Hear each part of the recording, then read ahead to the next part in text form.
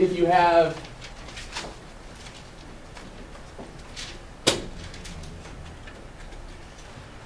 is when you have an angle and a side opposite. Okay? And it looks like this. So if you have an angle, what did we call the side opposite? If it's angle A, what's the side opposite angle A? Small a, little a. Little b, and then little c. That's how these things are going to look, okay? All right, so this is going to work for when we have non-right triangles to solve for missing pieces. So what happens is you get this following ratio. The sine of angle A is to its side opposite as the sine of angle B is to its side opposite, which is the sine of angle C to its side opposite. So basically what happens is you're going to have some bit of information, and as long as you have an angle and a side opposite, it's a matter of filling in the blanks to do a cross multiply. Okay? It is quite literally a lot of cross multiplying. And this is what the law of sines is. Okay? So the sine of an angle. As you get into algebra 2, we go into this a little bit more detail about certain specifics that occur. But in geometry, we don't worry about it. Because what happens in algebra 2 is that depending upon the values of the angles and the values of the side lengths, you could theoretically have multiple triangles. You could theoretically have no triangles. There's a lot of extra information that we get into in algebra 2, but for us, it's always going to work. Okay? So let me show you an example.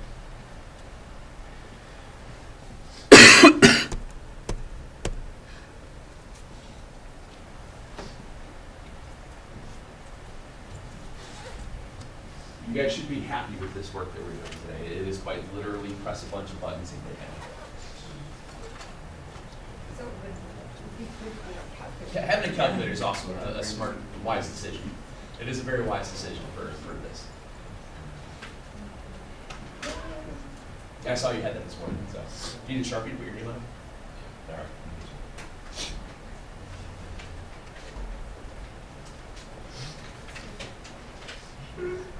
Here, you can choose your color. Should we have a little C there too? Yeah, I forgot to get that. All right, so now here's the big question.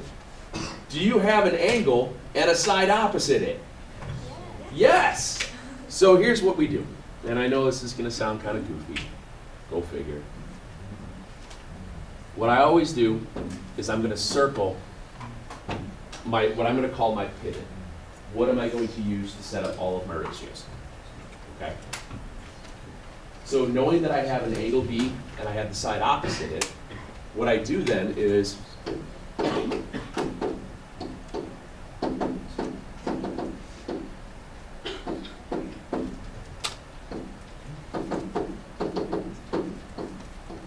so I can go through and find all this information. Since I've been given two angles, what's the easiest thing to find? C, the third angle, okay? So the easiest thing to find is that third angle C. I thought you said B for some reason. I did. Okay. Gotcha. So how many degrees are in a triangle? 180. So if I subtract out the 48, subtract out the 35, what are you left with angle C? 97. Okay. So you got that part done. Now you have to figure out what side A is and side C is. Knowing that I have both the side B, angle B and its side, what I do is just write it out. The sine of 48 is to 28 as the sine of 35 is to little a. And then I'll have another problem. The sine of 48 is to 28 as the sine of 97 is to C. This is just now fraction equal fraction. When fraction equals a fraction, what do? You just cross multiply, okay? Now remember, sine of 48, sine of 35 are just crummy decimals. You're just going to write down sine 38, sine 45, but when you get to your calculator, you'll enter in a bunch of stuff, okay? So here's what we do. When I cross multiply this, I'm going to get 28 times the sine of 35 is a times the sine of 48. Are you okay with that? Now, if you think about it, the sine of 48 is just crummy decimal times something. How do you undo multiplying by crummy decimal? You divide by crummy decimal. So you come back,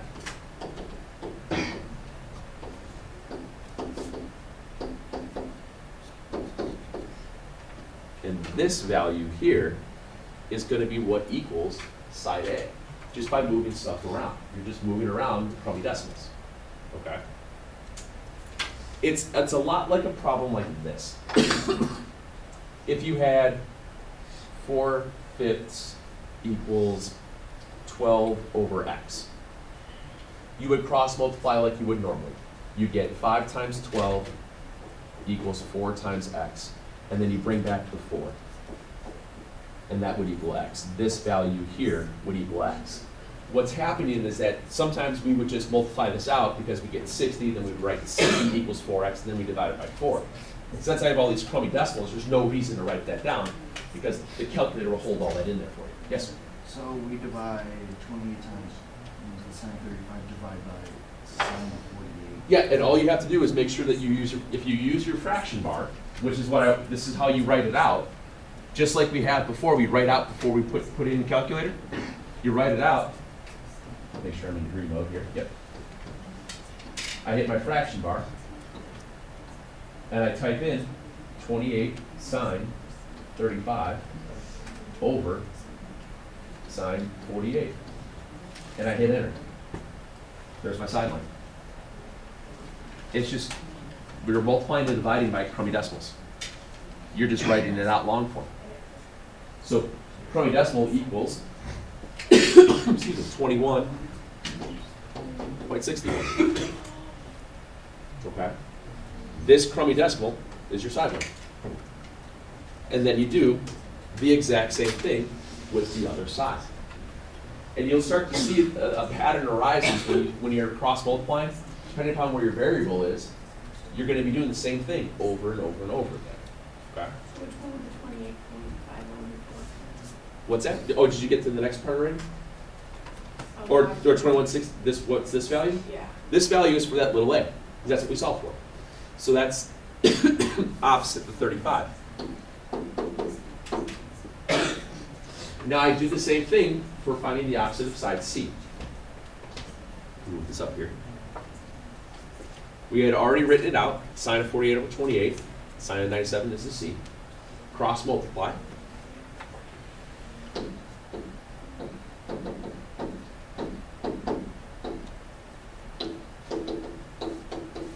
Remember, sine of 97, crummy decimal. Sine of 48, crummy decimal. How do you undo multiplying by crummy decimal? You divide by the crummy decimal.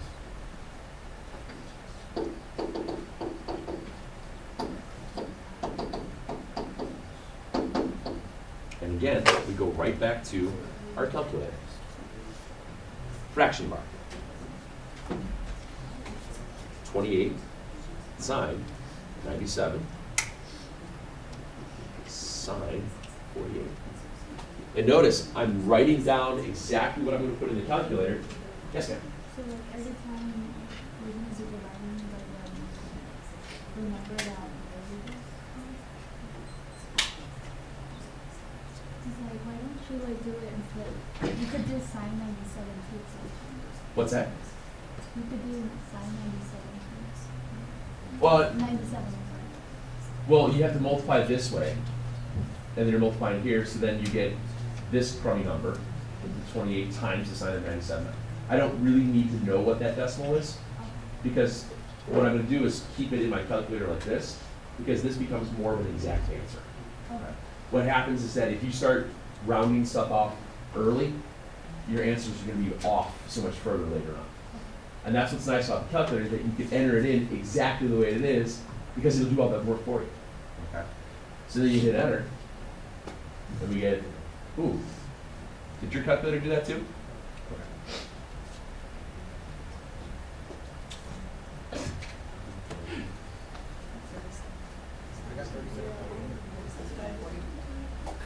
37.4? Well, 37.40, if we're gonna round to. That's what a science teacher would say. I know. If you round to the hundredths place. Okay. Bro, you're not a science So, now I know that this stuff is all kind of weird then. 37.4. Now, what's different about this is that when you had right triangles, you guys could always double check your work and see if Pythagorean theorem held true. Here, there's really no way of going back to double checking your work. So you kind of have to take it for granted that it does. But one thing you could always verify, does the largest angle have the longest side length? Does the shortest angle have the shortest side length? Does the medium angle have the medium side length? And so on. That's about the best that you can do as far as double checking your work here, because there's really not much else that you can do, if that makes any sense. Okay? And notice how we're trying to reuse our givens each time. I was given that, I circled my angle to the side. I use that as my pivot for each other part. Okay? Then, I don't think it was terribly scary. It was. All right, let's try this.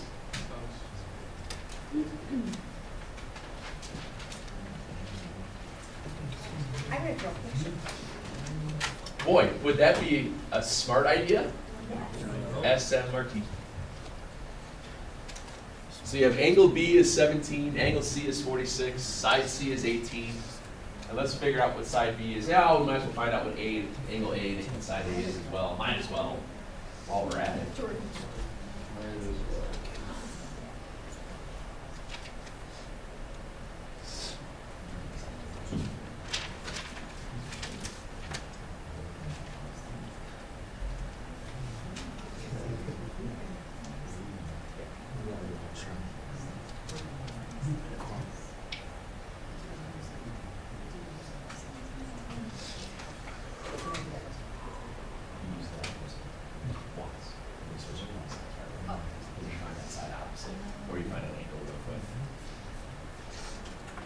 Maybe.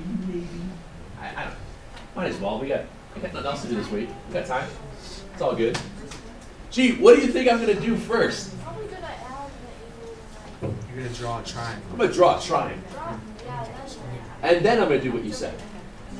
Okay? So I'm gonna draw the triangle. Fancy triangle. Fill in the blanks.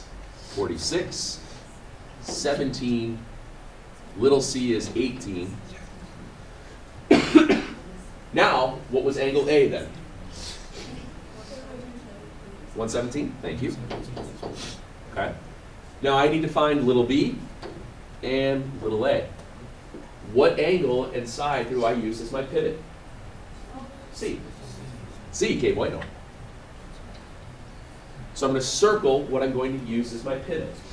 That way I remember, use that side of the angle, it's side opposite, to find the elements. What's on, Brandon? You just want to cross that.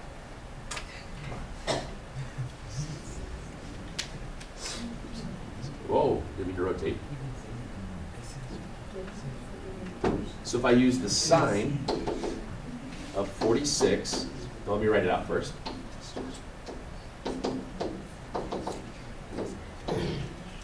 We'll solve for a first.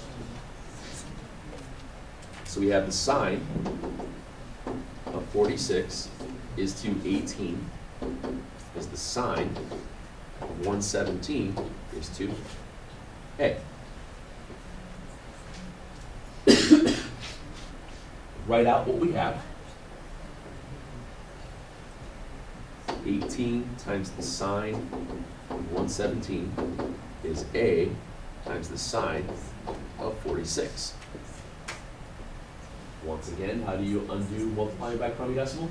Divide. You divide by the crummy decimal.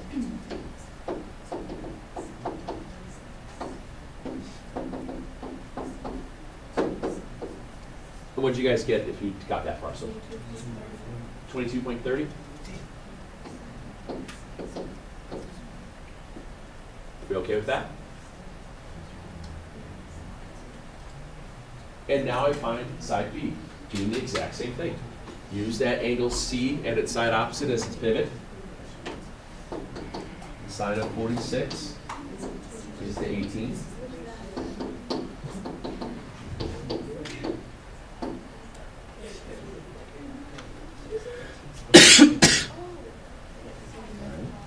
Slide this up.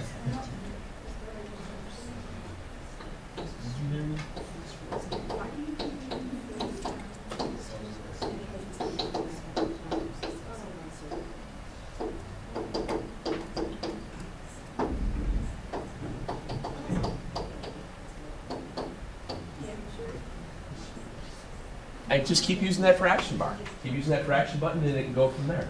What are you guys getting for that then? 731? Okay. And again, really the only thing you can do to see if it kind of works itself out, does the largest angle have the longest side length? Does the shortest have the shortest? And so on. So did that work for us? 731 for B, yep, because that's the smallest angle. 22.3, yep. It looks like it would work. And that's the only downfall about using law of sines and then eventually law of cosines, is that sometimes it's difficult to tell if you did it right. Yes, ma'am? It's very similar. The law of cosines is for when you don't have an angle and a side opposite. It's for when you have just all three sides, or you have an angle and you don't know the side opposite. It's side angle side or side side side is me. Law of sines? Law of sines is easier. But what happens with the law of cosines is that you use it once, and then you automatically switch to the law of sines because you get an angle and a side opposite, and you just work from there. So law of cosines takes a little bit longer to understand what's going on, because there's one mistake that people normally do. That's why we still show it. So far we've done two that have find the side lengths first. Well, let's see what happens when we have to find the angle.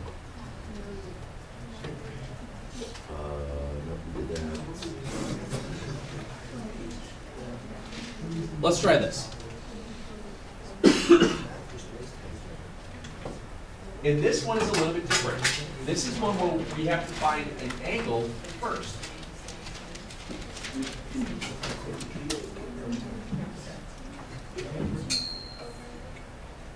The start is going to be the same. What happens though is that you have to find the angle first in this case. So we have triangle PQR. Okay, triangle PQR. And what's the angle inside that I'm going to use for my pivot? P.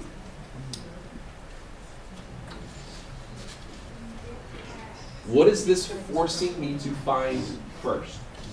Q. Everybody see that? It's forcing me to find angle Q because you're given the side opposite it. So what happens here is that we set it up this way.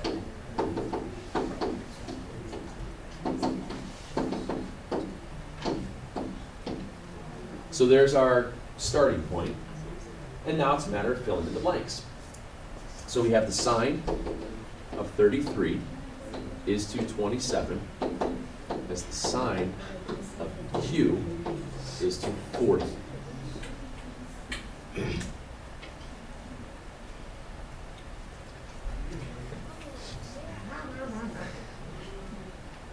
Now, let me ask you guys this. When we've had to find an angle before, what button did you have to press? The inverse, okay? So what we need to do is we have to just get the sine of Q by itself. So when this scenario happens, all you have to do is multiply by the 40. Here's what happens. Here's what I mean. If I multiply this one over, I'm going to get 40 times the sine of 33 over 27 is the sine of Q. All I did was just multiply the other side by 40. Now, in my calculator then, excuse me, You scroll up a little. yeah, it's not, what's gonna happen is, you've done this problem before. You just didn't write it out as a fraction first. Here's what happens. Doesn't even be signed, but it's gonna No, because the 27 is the side length. We're trying to find the angle. So I'm just getting rid of this 40 first. Okay? So what happens is I go to my calculator and I put it in the fraction bar. 40 sine 33 over 27. Oops, corrected.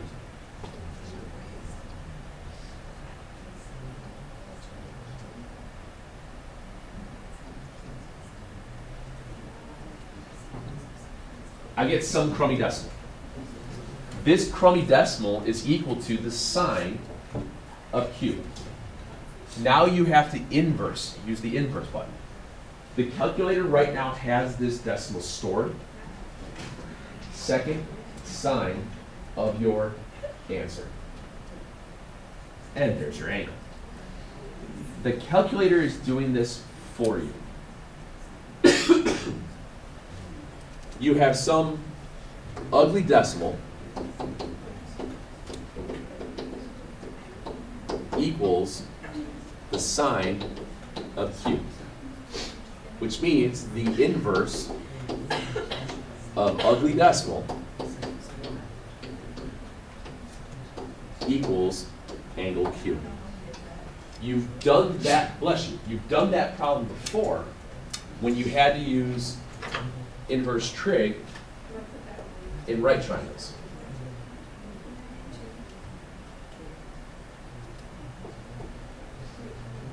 If you had to find this angle, you would have used opposite and hypotenuse. The sine of that angle is 13 over 17. Isn't that 13 over 17 just some crummy decimal? How did you get the theta by itself? You inverse sine. You're doing the exact same thing, but instead of typing it in, you're typing it in because you're using the store button that's already in the calculator. You're doing the exact same thing here as that. Just looks differently because of the calculator. That's all. So that gives me my angle. 53.79.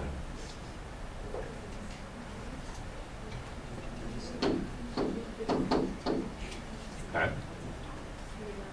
How many degrees are in a triangle? 180. If I take the 180, subtract the 53.79, and subtract the 33, what am I left with for angle R?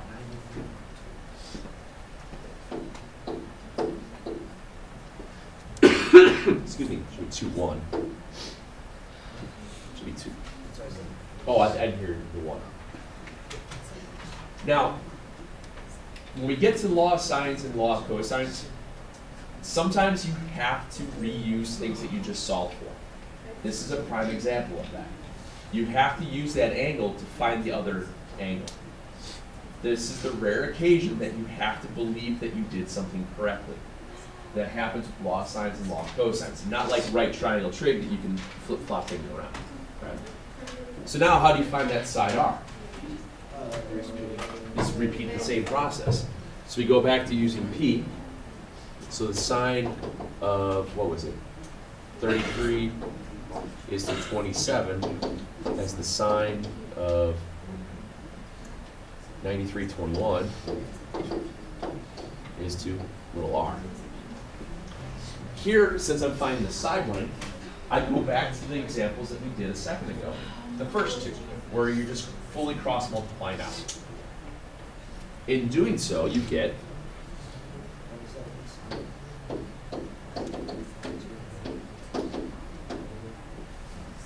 up here.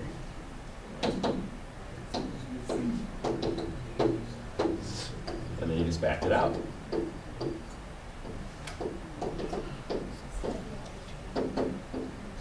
So these problems take a couple of minutes to get through because you have to do multiple steps. You have to write it out a couple of times.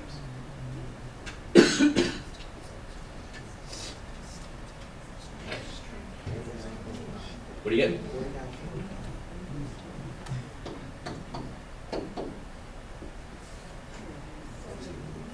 Back up top. And if you look at our sides and our angles, looks like it would work. You have large angle, large side, or sorry, large side length, and so on. Okay? It takes a minute or two to get accustomed to it. If you think about it, you're really only solving a two-step equation. A lot of times. Okay? It's really a two-step equation. Cross multiply, divide out. Cross multiply, get the inverse sine function. That's all you're really doing here. Right? Let's try one more here. And I'll give you one to try. Let's do another one like that, where we have to try to find the angle first.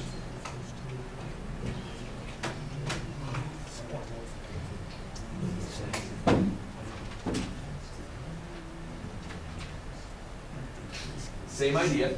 We'll start with the style again that we have to try to find the angle first. Why are you scowling at me?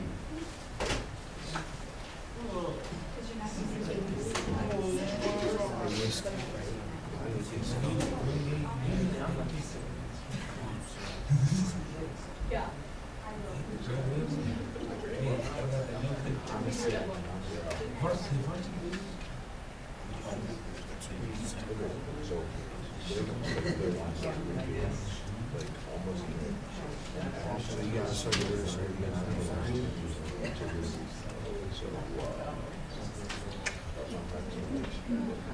Legit. I'm taking. All right. What angle do you have to find first? Q. I'm going to use R as the pivot. So the sine of 16 is to 11. The sine of Q is to 12. Now, whenever you're finding the angle, you don't have to write out all the cross multiplying steps. You can, but you're going to wind up in the same spot eventually anyway. Knowing that you have to just move the 12, you just have to write it out as 12 sine 16 over 11 is the sine of angle Q. Remember, that is the exact same setup as this was. The sine of an angle is a some fraction. Well, this fraction just looks like crap. That's all. This fraction didn't look so bad. This is just 13 over 17. That fraction has the nasty word sine in it. It's just a crummy decimal. So all you have to do is throw it in the calculator. 12 sine 16.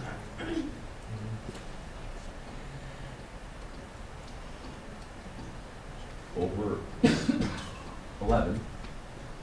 Some crummy decimal equals the sine of an angle. So we have to do the inverse sine. So we take the inverse sine of this crummy decimal, second sine of my answer. 17.50. That's the idea of using the calculator to get you through this stuff, because you don't have to continually write stuff down. You don't have to worry about storing values. You don't have to worry about any of that. You're not rounding anything out. You're writing down exactly what you're going to put in the calculator before you put it in the calculator. And that's the whole trick. That's what I've been trying to get you guys to do all throughout. And most of you guys are doing that. There were times on the test, and I was actually pretty proud of you guys, where you showed all of your steps, but then you accidentally wrote a number wrong on your little answer blanks or whatnot, but yet you had the right thing written down. So I gave you credit for it, because that's what I taught you guys to do. you write down what you're about to put in, but some of you might accidentally typed in a 3 instead of a 6 or something along those. And I was able to figure that out. Yes, ma'am. How can you P if you're not getting P, sir? How do I get P? I'm not there yet. I'll show you. So this one, this is our angle Q is 17.5.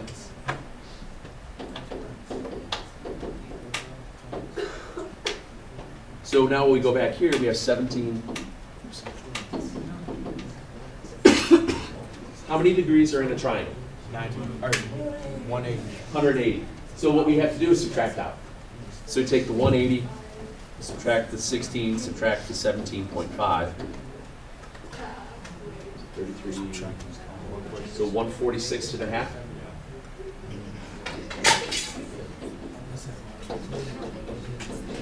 And that gives you your angle P.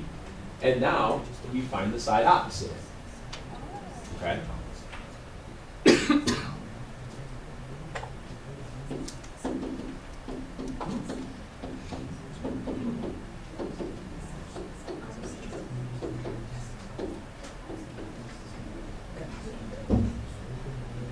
Set this up over here. So we get 11 times the sine of 146.5.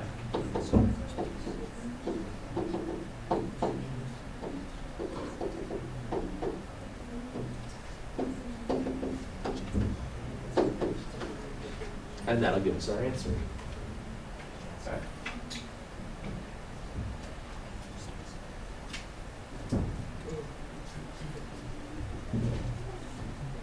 There are a lot of rules to this stuff that you guys will go over in Algebra 2.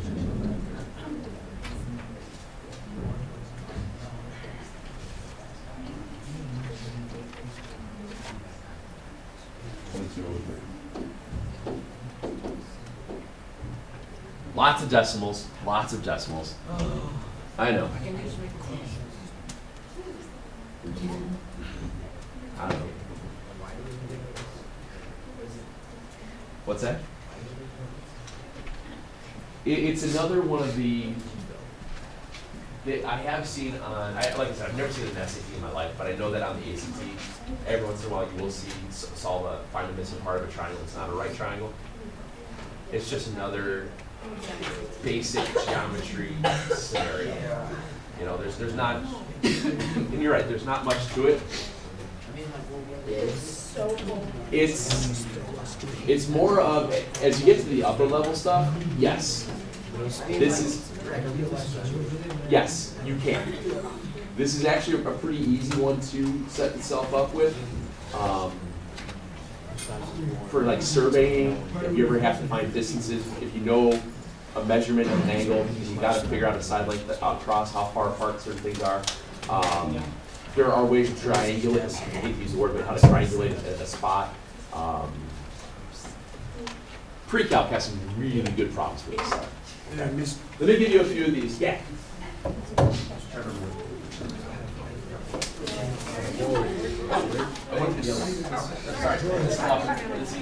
There's another one I have up front. Sorry. No, this one's easier. More than me, so you might as well. Yeah, what's that? Isn't this man? What's that? Next time, just tell us. Yeah. Chill out with it.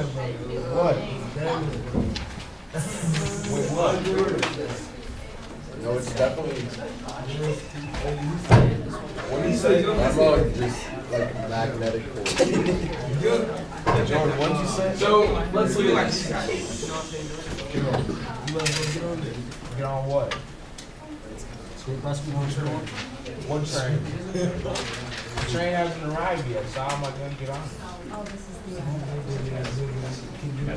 I know what you're talking about. You guys are going to want to do this on a separate sheet of paper because there's no room for it. Did I say anything? Let's do this. Let's do this. So let's see. So the study guide side, let's do 3 and 4. And then, let's see. And then on the other side, let's do, on the practice side, go 1 through 4 and 8. Okay? So what is that? 1, 2, yeah. All right. Just draw the pictures, fill in the blanks, okay? I think the first two you're just solving for one part they're asking you. On the other ones you're gonna run there, you're gonna solve, when it says solve the triangle, means you're gonna find all the parts. I know the instructions say 10th. Let's go to the 100th, just like I would normally have you guys do, just so you can keep practicing, okay? We'll try those out. Just go to the whole desk.